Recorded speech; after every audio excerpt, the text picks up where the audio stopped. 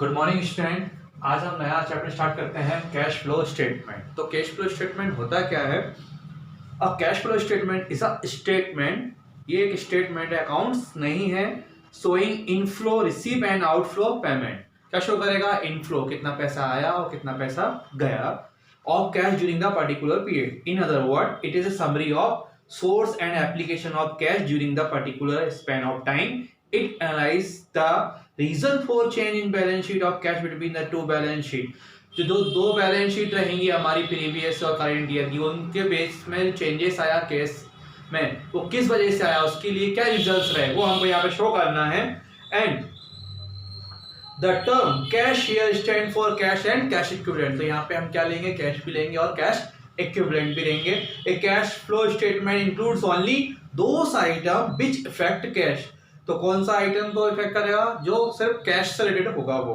A cash flow statement can be for the past और can be projected for future profit. दोनों के लिए बना सकते हैं हम कैश फ्लो स्टेटमेंट, पास्ट के लिए और फ्यूचर के लिए। फ्यूचर में कितना क्या पैसा लगेगा, इस तरीके से हम बना सकते हैं। तो बहुत सारी चीजें हैं इसमें। डायरेक्ट हम तो क्वेश्चंस पे आएंगे और बहुत सारे क्वेश्चंस हमें करने भी हैं। इसमें हमको छोटे छोटे क्वेश्चंस करने हैं। पहले तो आपको ये देखना है कौन कितनी एक्टिविटी होंगी। यहाँ पे हमारी एक्टिविटी होगी, 3 एक्टिविटी करना पड़ेगी। सबसे पहले करना पड़ेगी हमें ऑपरेटिंग एक्टिविटी, इन्वेस्टिंग एक्टिविटी और फाइनेंसिंग एक्टिविटी, और cash equivalent bill preparing cash flow statement. तो कितनी एक्टिविटी करना पड़ेगी हमको? यहाँ पे 3 एक्टिविटी। फर्स्ट एक्टिविटी कौन सी होगी हमारी? Operating activity, operating activities. फिर आएगा हमारा इन्वेस्टिंग एक्टिविटी,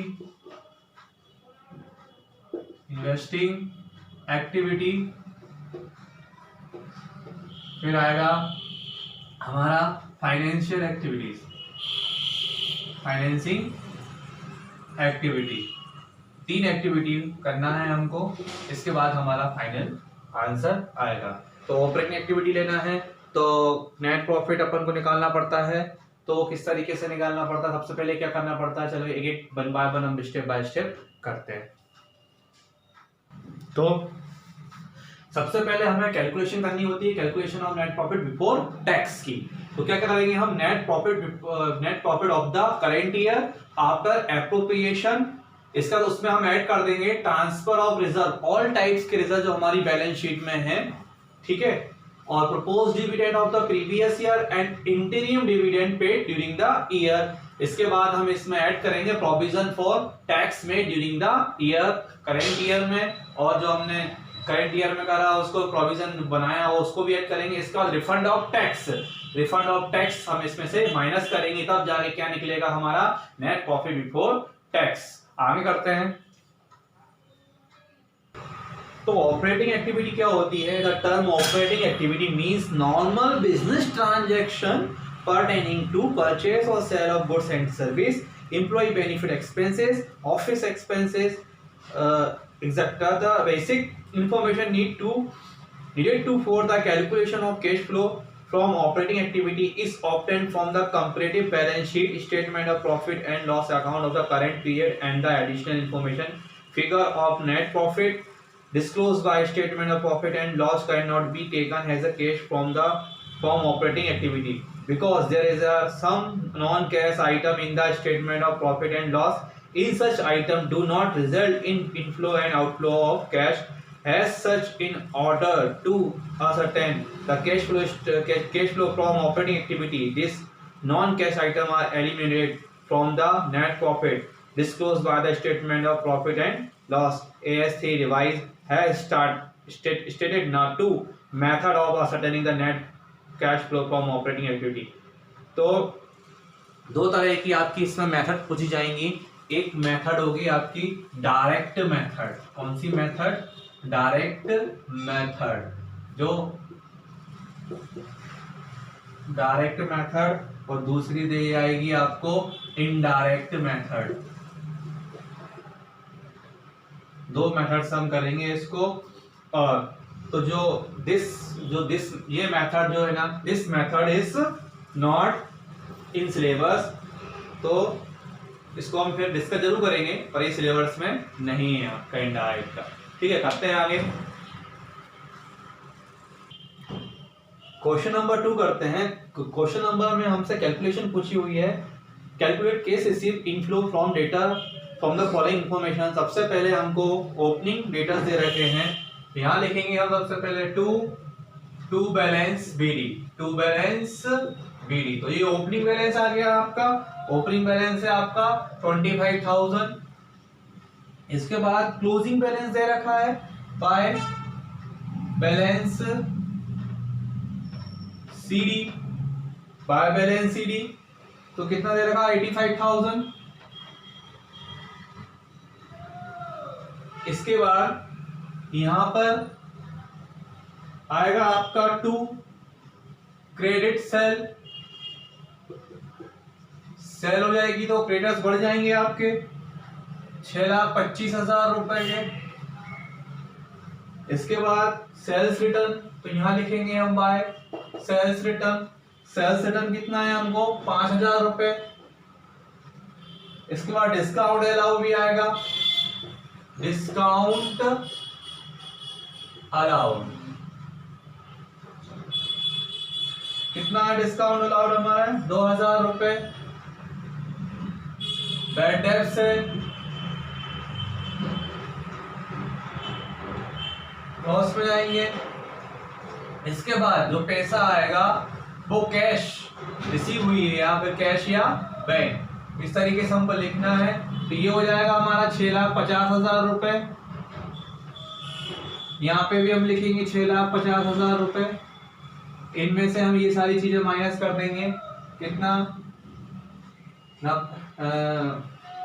93,000 माइनस कर देंगे तो हमारा आंसर आएगा 557,000। ये आपका आंसर आएगा। अब नेक्स्ट क्वेश्चन पे आते हैं। क्वेश्चन नंबर 3 करते हैं। From the following information find out cash paid outflow. Creditors account बनाना है, ठीक है, हम बनाते हैं क्रेडिटर्स अकाउंट। यहाँ की स्टार्टिंग होगी हमारी यहाँ से by balance BD. Opening balance आएगा क्योंकि क्रेडिट का क्रेडिट बैलेंस होता है तो 15। इसके बाद क्लोजिंग बैलेंस, क्लोजिंग कैश भी दे रखा है आप, सॉरी क्लोजिंग डेटर्स दे रखे हैं क्रेडिटर्स, सॉरी। बैलेंस सीडी कितना आ जाएगा हमारे 45,000। इसके बाद है क्रेडिट परचेज। तो परचेज आपकी यहाँ पे आ जाएगी क्रेडिट परचेज, परचेज के नाम से। तो वो कितनी है आपकी, क्रेडिट परचेज है 1,80,000। इसके बाद है रिटर्न आउटवर्ड यानी परचेज रिटर्न। तो to purchase return, purchase return कितना दे रखा है आपको 800 रुपए, सॉरी 8,000 रुपए। इसका discount receive from creditors, to discount, discount भी यहाँ पे आपका आ जाएगा। डिस्काउंट की अमाउंट है 4,000, बस कुछ नहीं करना अब आपको। तो ये आएगा 1,95,000। तो यहाँ पे भी 1,95,000। इसमें से ये वाली अमाउंट अगर हम माइनस कर देंगे तो कैश या बैंक से जो हम पेमेंट करेंगे उसकी अमाउंट हमारी आ जाएगी। तो वो अमाउंट आएगी हमारी 1,38,000। ठीक है, ये था क्वेश्चन नंबर आपका 3rd। ना क्वेश्चन नंबर 5 करते हैं। Calculation cash paid to supplier. आप चाहें तो इनको अकाउंट्स बना के भी कर सकते हैं। तो सबसे पहले क्या है, see cost of goods sold, cost of goods sold कितनी वैल्यू इसकी 5 लाख रुपीज। फिर अपन इसमें ऐड कर देंगे कुछ आइटम, जैसे कि ऐड करेंगे हम इसमें अपना operating expenses, operating expenses, closing stock, closing stock purchase निकालने के लिए, प्लस जो हमारे ओपनिंग क्रेडिटर्स रहेंगे वो प्लस कर देंगे, ओपनिंग क्रेडिटर्स। 3 चीजें करना है। एक की अमाउंट है 2 लाख, 1,20,000 और 30,000 रुपए। तो इनको मैं जोड़ के बाहर लिख दूंगा 8,50,000 ये आया। फिर लेस करने वाली चीजें आएंगी। सबसे पहले तो ओपनिंग स्टॉक, ओपनिंग स्टॉक है 80,000 रुपए का।